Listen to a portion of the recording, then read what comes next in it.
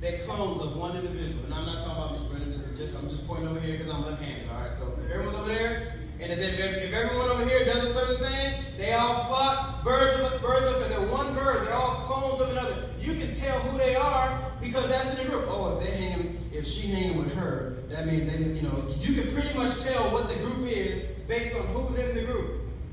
But then when you look at feathers of a bird, you can pull out the wing of a bird and see that every feather is not the same. You have tail feathers, you have flight feathers, you have flying feathers. You have feathers with the oil so the water doesn't get on the bird. You can dip a bird in water, it won't get wet because the oil waterproofs the bird. Every feather on a bird serves a different purpose.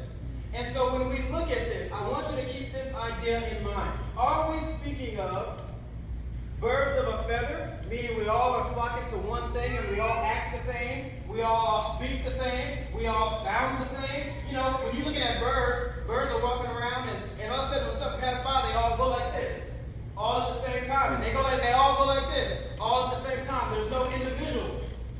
Or are we talking about the feathers of a bird, where you can look at the bird and you can see this bird is made up of a whole bunch of different parts, all working together. And so let's look at this and let's unpack this and let's see what the Holy Spirit may say to us as it pertains to this oneness of the body of Christ. I'm going to read the first 17 verses of Ephesians because that's where I believe we're going to find this thread. Now again, let me be careful to tell you, we're not doing an exhaustive study through the whole book of Ephesians. We are simply pulling on this thread of the idea that we must do this as one.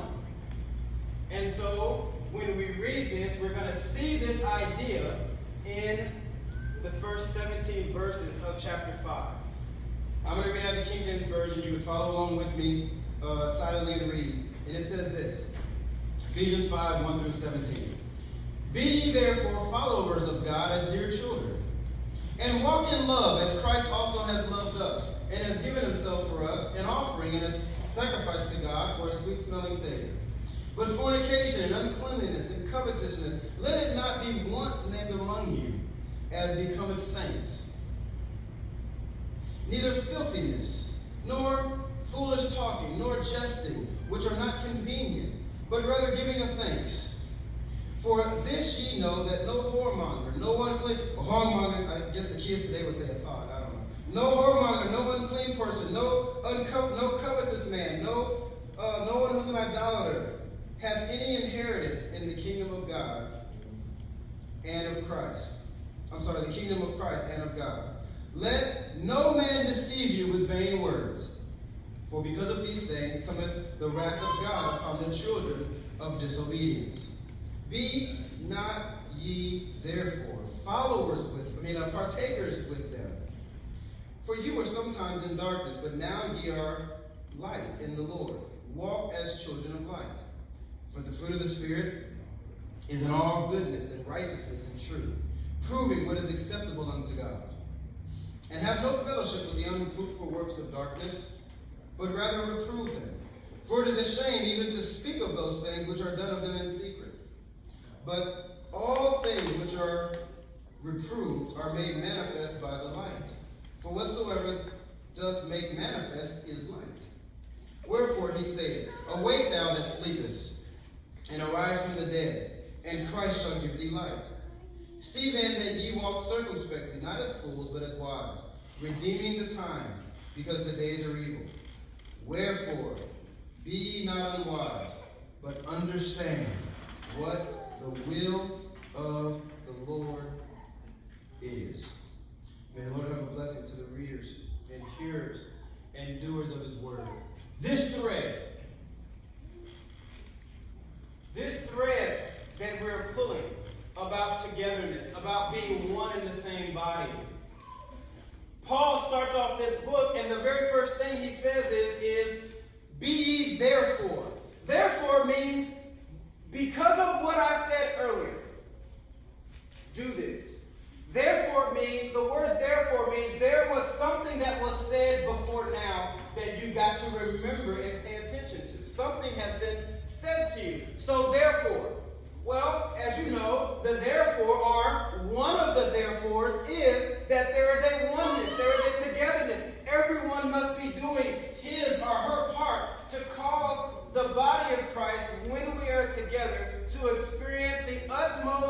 quality and quantity of the presence and Spirit of God when we're together. And of course, last week I asked you, and we're not going to publicize last week's message because that was an at-home message and it was meant for the people that came, so that one's not online. But for those of you that were here last week, I directly challenged you. What part are you doing to make sure that when we are together, your part is being accomplished to make sure that we together, the presence of God is being massively experienced by all those that come. So then he starts chapter 5 and he says, therefore, be followers of God as dear children. This word followers is in the Greek, it means imitators. And he kind of shows you what he means when in the word imitators, when he says, as dear children. This word, dear children, is not the same when he talks about we are children by the spirit of adoption. In the Greek, in this passage, dear children, it means dear children as of one who was naturally born, a natural born child. Those of you that have reared children and raised babies know, especially if it's a son with a son or a daughter with a daughter, they copy you.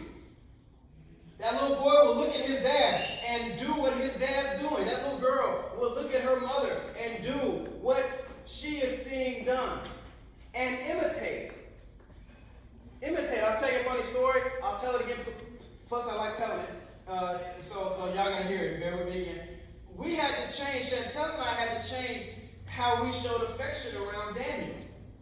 Because we didn't realize it, but Daniel was watching, all right, well, that's how men act when they're around a woman. And so we were in Kroger one day, or Walmart, or we were, and all we heard was this lady, ah! And we realized that Daniel had smacked this woman's behind. Because Daniel saw his daddy, hey, baby, I'm home. And I show my wife affection, and I apply right hand to right cheek, and I'm home. And so Daniel said, all right, I'm going to be like my daddy. And so we had to understand, all right, baby, I love you, but Daniel is at the age where he wants to copy his father. And so we unfortunately have to change up a few things. That's what it means to be an imitator. Therefore, since we are one, let us imitate God as his natural born children or child. Because we're one, because we're together. Now, here's what that means. When we're together and when God shows up, I need you to hear me. When God shows up in this room, when we're together, and he does every Sunday, if we're going to imitate God, that means we are going to be able to say like Jesus said, I only do what I have seen my Father do. He was an imitator of his daddy. So that means when God shows up in the room, all of us should be able to hear from God. And we're not talking about just in this church. We're talking about in your car, when God shows up in your devotions and in your prayer life and in your individual times with God. You ought to be able to receive instruction from God and then imitate that out in your life as he's leading you and as he's guiding you in your life. One day I was in Home Depot not too long ago, and I was getting checked out by this young lady, and I saw that she had evidently gotten beat up fairly recently. And my heart went out to her, and I said, I want to say something to her, but I don't have a script. And I don't go around planning things. I just try to hear from God. So as I walked in, I noticed her, and I'm walking in Home Depot praying for her. And it just so happened, I got in her line, and I checked her out, and the Lord said, minister to her. And so I asked her, I didn't ask her, I told her, I said, I don't know where your scars are coming, but Jesus wanted me to let you know he loves you. Now, right there in Home Depot, tears flowing. I told her, I said, you don't have to tell me what happened, but can I pray for you right now? She stopped the line, put up her little triangle, closed. The man behind me said, I'm staying right here. I want to see what's about to happen. I prayed for her right there. That did not come from me. I imitated my Father, who's told me, minister to her. He only would say that to me because that's what he wanted to do. I imitated him. I followed him as a dear child. Pastor, what does that have to do when we are together? Because we're talking about pulling this thread as we're together. Follow along with me a little longer and you'll see. So, imitate God as we're together. Then, if we're going to imitate God when we're together, he says in verse 2 and 3, don't let these activities be known amongst you. And he lists the activities. I've already read them, so I'm not going to go through them again. If you're going to imitate me, especially when you're together, make sure that these things aren't named not only amongst you, but amongst us. Don't have a reputation in the body of Christ for talking about everybody's business. Don't have a reputation in the body of Christ for being with him and her and them, and you done been through a whole family of sons, or you done been through a whole family of daughters. Let that not be named amongst us as it pertains to the body. Be imitators of Christ in the body of Christ, which means how much benefit have you given to your fellow church members when you come here? Because when Christ comes, when God shows up, he wants to minister to us today. God does not want you to leave differently than when you came. He wants to minister to you right now, today, as you sit here. But what if God wants to minister to Miss Jan through a word he puts in Amber's mouth and Amber won't say it? What if he wants to minister to Susan in a word he puts in Nikki's heart and Nikki won't say it? God will minister through us. We have to be courageous enough to say, Lord, I've never done this before. I've never done this before. But I hear in my heart you're telling me to go and say something to her, and so I will. I'm going to imitate my Father in the body of Christ. If we're brave enough to gossip with you, why can't we bless you? Yeah. Why are we so brave that we can gossip with you, but I'm not brave enough to come and just, can I pray? I don't know what I'm going to pray for, but God's telling me that I need to come and hug you. I need to come and pray for you. I don't know what it's about. Could you help me just tell me what you want me to pray for? I think God's anointed me to pray for you in this moment. And we can imitate God in and amongst ourselves as he leads us to follow him as a child. Watch this. So we're talking about birds of a feather are feathers of a bird, right? Listen. In verse 5, I'm sorry. Look at verse 6 and 7. He says, let no man deceive you with vain words. For because of these things cometh the wrath of God upon the children of disobedience. Be ye not partakers with them. This word partakers is the word for partners. Don't partner with them. Don't be the same bird as them. Birds of a feather flock together. Don't join in the gossiping birds. Don't join in the fornicating birds. Don't join in the birds who break up homes and break up families and steal children from families. Don't join in that. Don't be partakers of them. It is God's will that the Bible have you understand that if there is how many Lords? One. How many faiths? How many baptisms? How many spirits? So how many birds are there? One, if you're going to correlate this message. One bird. Which means if we join to the one bird, the body, the kingdom, the church, all we are is feathers on that bird. Some of us are tail feathers. Don't go shake it. Don't shake it. That was Tina and them. That was Tina and them. Let's not shake it. Let's do the right thing with it. Some of us are aviating birds. Some of us are lubricating birds. Some of us shield feathers. Not birds. I'm sorry, feathers. Some of us shield the body from the things that would harm it, like what you see on the feathers of a bird. There is one bird, and so what happens is when you become a partner with the world. Think about this. How many different things can you get in trouble in the world? Come on, I'm trying to teach you something. How many things? You can get into that world and you can get in trouble with limitless, countless things. Birds of a feather. You can go out there and Satan knows exactly who to connect you to. At the exact right time. At the exact right time. Satan knows when Tyrone needs to call. He also knows when Betty needs to call. Satan knows when he needs to have a hookup man reach out to you. Satan knows when he needs to have an ad flip up on your computer. Satan knows when you need to watch a certain thing on television. He knows those things. And he makes sure they pop up. And all those things represent the different quote-unquote birds. But when you come into the kingdom, we have to rejuvenate our mind and understand in the body of Christ there's only one. And I've got to so mature myself to realize that that one body is not asking me to be a clone. It is asking me to find my place in that body and operate in my place in that body. It's asking me to operate where I belong as a feather on this bird. As a feather. For the purpose to make this thing fly.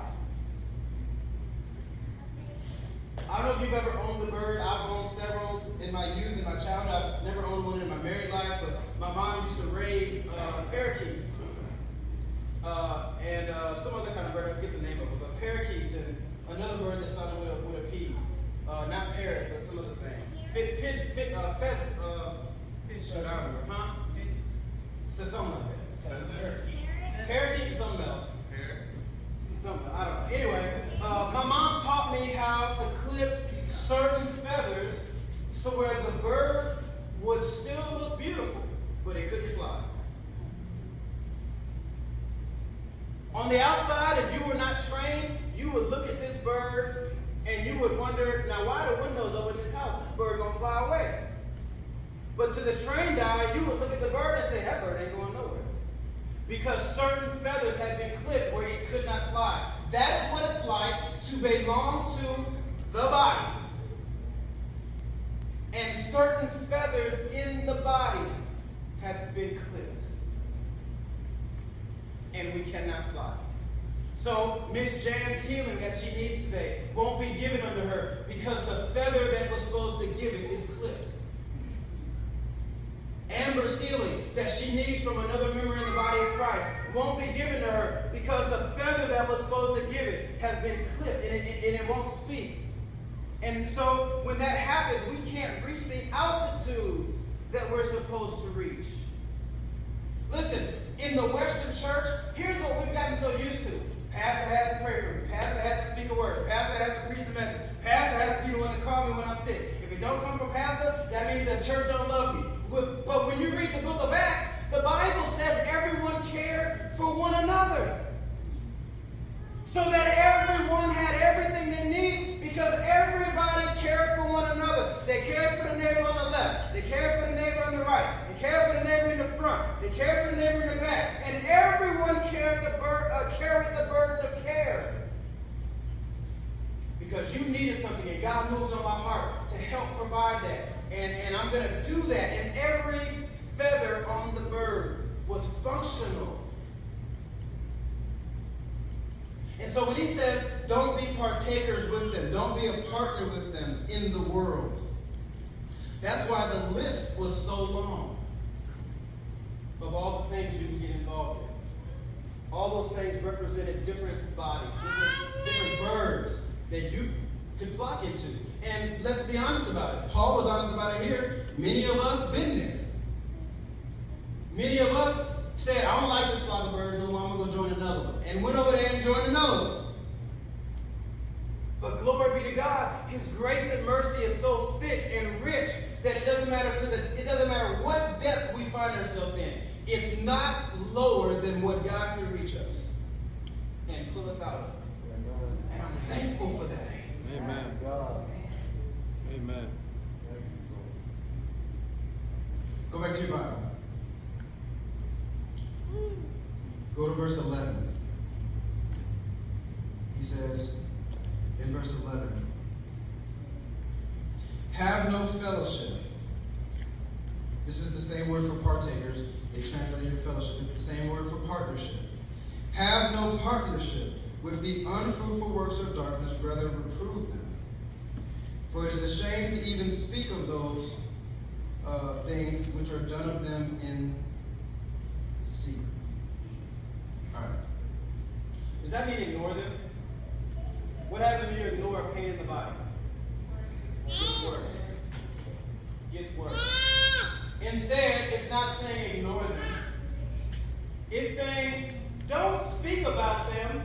you're not going to bring it to light. Don't sit there and hook up with your buddy and then talk about, ooh, did you see this wife didn't come home last night? They come home. Don't sit there and talk about it if you're not going to bring it to light and get it out of the bird, get it out of the body. In love, of course. You ever seen a bird clean itself? Go through each feather with its beak, hours a day. Each feather just cleaning itself. I think it's called preening, right? Or something like that. It's called preening. Yeah. The bird will preen and go through every feather with its beak with so much care. Make sure every feather got cleaned up, and every little mite, every little bird mite, little debris on it is taken out. It won't ignore it. And so the whole indication here is if you're going to be part of this body, part of this bird, a feather in this body, keep yours clean. Keep your feather clean. Help your neighbor keep their life together. Keep it clean. We would call this today accountability. Accountability is important. Accountability comes in and says, brother, if I love you, and I do, I love you too much to let you continue down this path. So what I'm going to do is I'm going to find a way to partner with you. And as the light that I'm going to bring in your life exposes what you're doing, not to this, but between me and you. You're either going to find out just how much God loves you and start cleaning your feathers, or you're not going to want to be in the light and you'll leave. You've been in a dark room and someone flips the light on and your face makes that little ugly face, little squinched up face. Well, some of us, we turn the light back out. I'm more comfortable in the darkness. Some of us say, nope, it's time for me to be in the light. I'll take the pain until my eyes adjust. Accountability comes into someone's life and says, I'm going to shine this light on you until your eyes adjust to this light. Because we're together in this. And I'm a light unto God, and you're a light unto God, and we are going to reprove the works of darkness in each other's life. And it just doesn't have to come from the pastor. It can come from sisters who love each other, from brothers who love each other. Because we're part of the same one body. For us to be a functioning church, and for any church to be a functioning church, we've got to learn to come alongside one another. Because your success means our success. And I would not have you handicapped because your pain means that we are hurting. We are not together. So I want you to succeed. I want you to be successful. Watch this. You ready? Let me see how much time I have here. Okay, there we go. All right, listen. Go to verse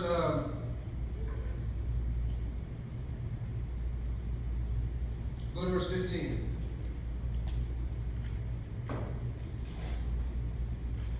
See then that you walk circumspectly, not as fools, but wise, redeeming the time because the days are evil.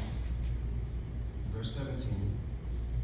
Wherefore, be not unwise, but understand what the will of the Lord is. All right, let's go back up. Therefore, verse 15. See then that ye walk circumspectly, not as fools, but wise. All right. How do kids learn how to walk? Why do kids want to walk? Come on. To keep up with everybody. To keep up with everybody. So they're seeing something. Right. They're seeing other people walk, and maybe even walk away from them, and they say, I want to do that. And if you've seen or read the book, The Lord of the Flies, you understand where kids do not have an example of what's next, they make up their own. And if you've not read the book or seen the movie, The Lord of the Flies, I admonish you to, because it's a really good pick. It's a really good admonishment for grown folk to set a right example before children. If they do not have a right example, they will make up their own. And here is where I want to show you the next point of being together. God says, walk here's the question. According to whose pattern am I going to walk? It doesn't say here. You got to get it from the context. If I'm going to walk circumspectly, not as fools but not wise, here's the question. How do I know what's foolish and what's wise if I've never gone there before? If I saw her touch a stove and burned her hand, and I come right up behind her, if I'm a fool, what am I going to do? I'm going to touch it. If I'm wise, what am I going to do? I'm not going to touch it. Oh, so now I understand. If I'm going to walk circumspectly, not as a fool but wise, I'm going to look at those that went before me and identify those who walked in wisdom. But unfortunately, also identify those who have walked foolishly and decide. Which means that as we are together in the body, our relationships need to be so to where we tell people, that road you're going down, I'm coming back from. Let me tell you what's down that street. I'm coming back up off that road. There ain't nothing there but dynamite. There ain't nothing there but pitfalls. There's nothing there for you, even though you may think there is. Now you have a choice. Am I going to be a fool? Or am I going to be wise? Am I going to listen to this person telling me they are recovering from what I'm just now beginning?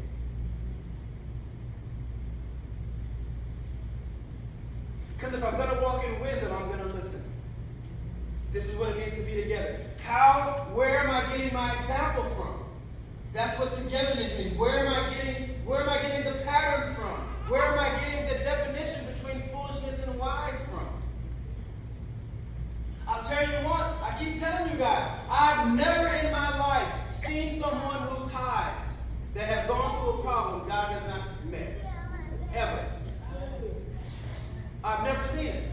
Now, we as a church, I've made sure to let you know, we're a church that survives on grace giving, but I believe in tithing. I also believe give according to grace. Give according as God has placed on your heart. But let me tell you something. Let me tell you something right now. Talk to anyone who tithes in this church, and they will tell you God has never, not one time, let them down. Not once. Now, if I'm wise, I'm going to hear that word and say, Lord, even if I have to start small, I'm going to tithe. Pattern yourself after those in the body. The problem is now is that we have churches full of people that are coming to church, but they're part of another bird. They're coming to church on Sunday, singing the song, but then they go and attach themselves to the bird of fornication, to the bird of gambling, to the bird of gossiping, to the bird of drugs, and whatever else there is out there today. And so no one in the church has an example of how to walk circumspectly and wise. Because everyone in the church is giving examples of when you come to church, here is how you act. Anyone ever heard that before? This is how you act in church. Well, if that's what we're teaching people, that means in the world I can act another way. So where is the body of Christ to get its walk from, its wisdom from? We got to go back to this terminology. We got to go back to this way of understanding. There is only one bird that I should belong to. I should not belong to these others. I must belong to the one that is in Christ Jesus. And when I do that, I begin to understand when I come here, it's not an act. It's not I act different in here than I do out there. This is my life. And when I come here, the only thing I do different in here than I do out there is that I fulfill my role of whatever feather I am. If I'm on the cleanup crew, I'm on the cleanup crew. That's my feather. If I'm on the worship team, I'm on the worship team. That's the feather I am. If I'm a greeter and I want to greet people, that's my feather. I'm going to do it well. And I'm going to make sure that when I'm here, this bird's going to fly. And it's going to soar. And it's going to reach the height that God wants it. We got to get the acting out of the body of Christ. Because when we act, these little ones have no example of what it means. What they're learning is, they're learning how to come here and be a chameleon. And we wonder why we're going to lose a generation of kids.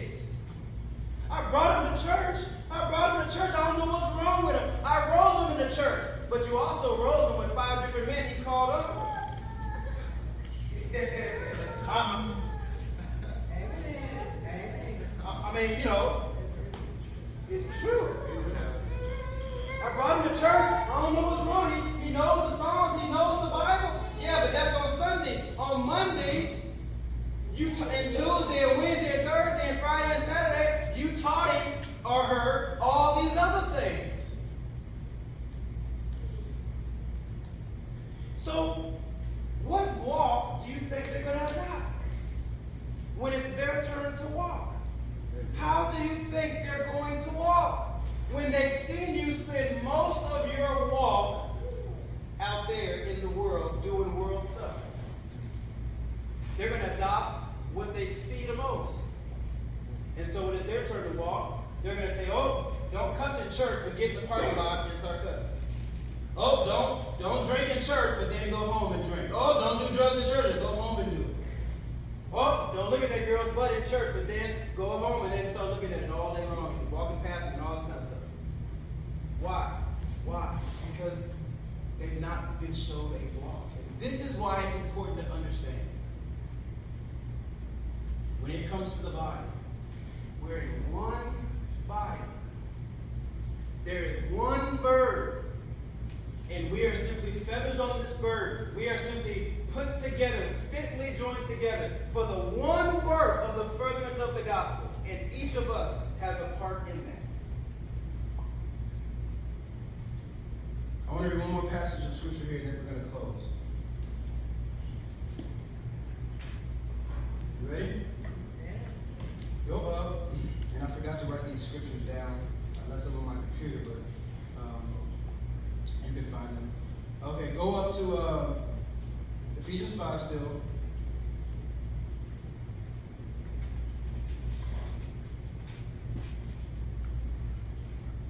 I want you to put your finger on verse 1, and then put your finger on verse, where is it at? Here it is. Verse 8. And then one more place. Then put your finger on verse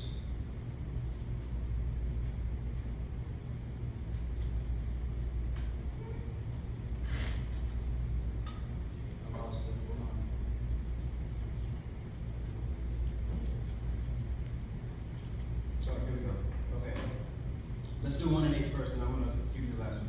All right, let's read verse 1 together. You ready? 1, 2, 3, go. Be ye therefore followers of God as dear children. Go to verse 8. 1, 2, 3, go.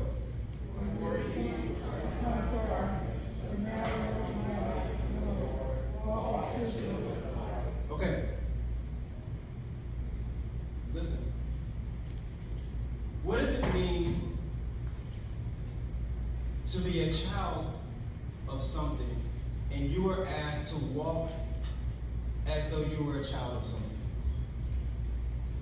This means that your identity is tied to who you are a child of. When I was raised, when I would go out, my dad would say, you better go out there and act like your last name is Patrick. I don't know whose other parents told their children this, but what my dad was telling me is, now there is a way that we act. There is a way that we behave. And when you go out there in this world, you better make sure that they know your last name. You better make sure they're aware of that. Now watch this verse. Y'all ready? Verse 8, right? Now it says,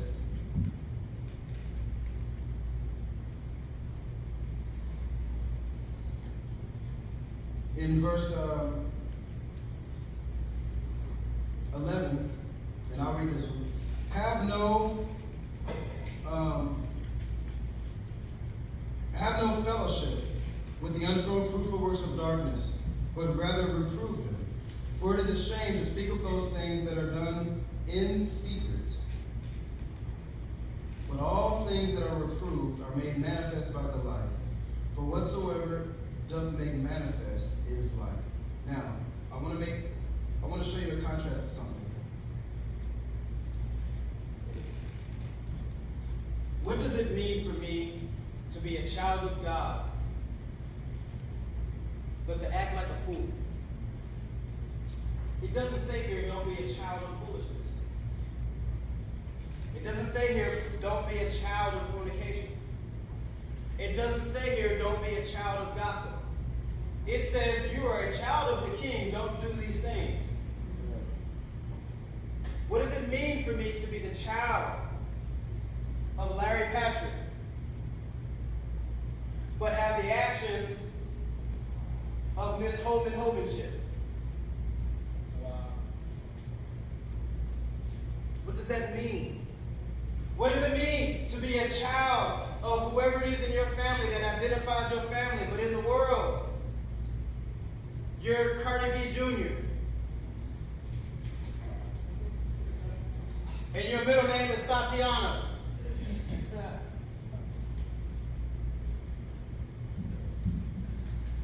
It means that you are going against the identity that is screaming inside of you. You are a child of God.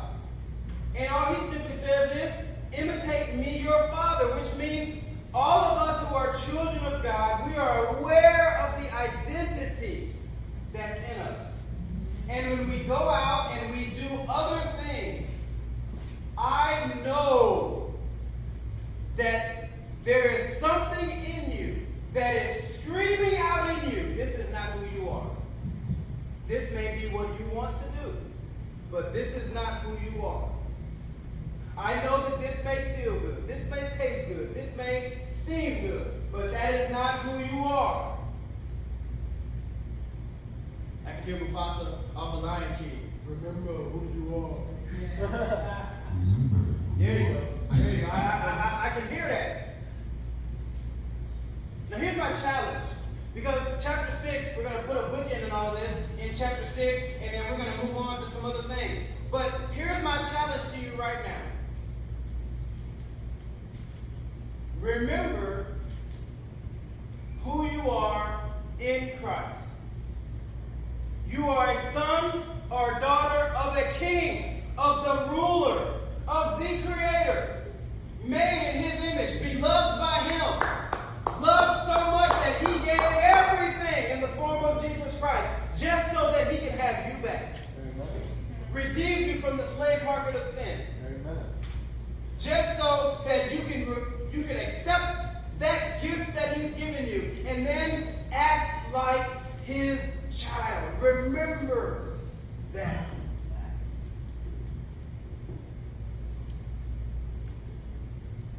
And the challenge is, will I divorce myself from the things of this world and go back to imitating my Father?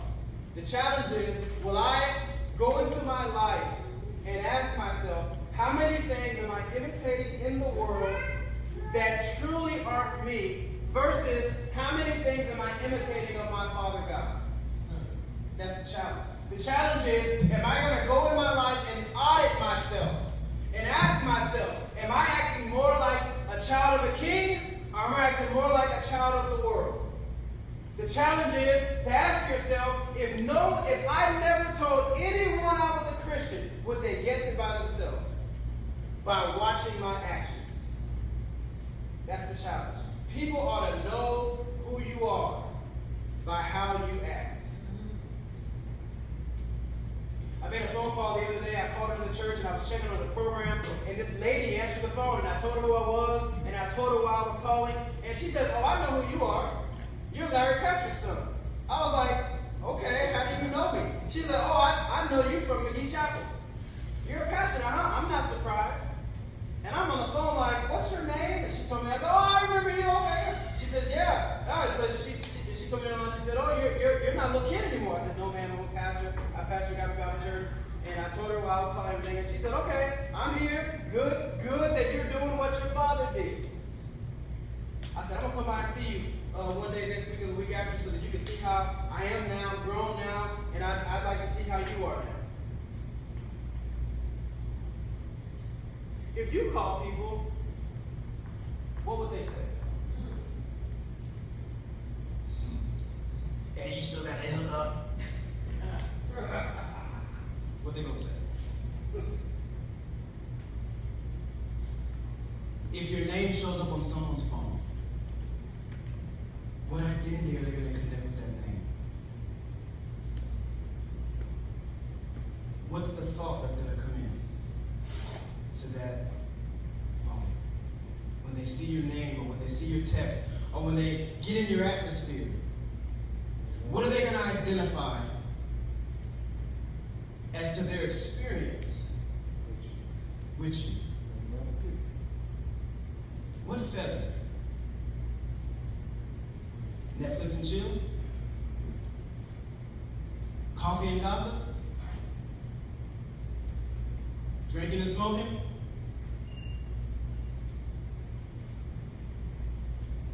Or what? Pastor, you make it sound like all we have to do is, all we can do is pray and sing kumbaya all day long. That's not what I'm saying.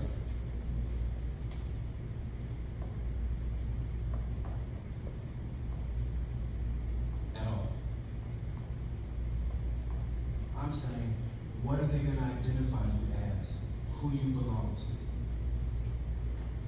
And they ought to identify you as belonging to God, belonging to the body, belonging to Christ. I want to ask everyone to bow their heads.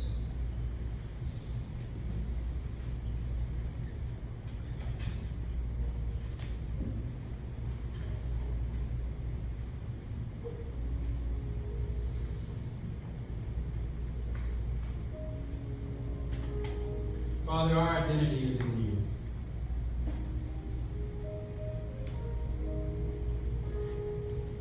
We confess to you that oftentimes in our life, we have identified ourselves with all kinds of things in this world. We have identified ourselves with things that have nothing to do with you.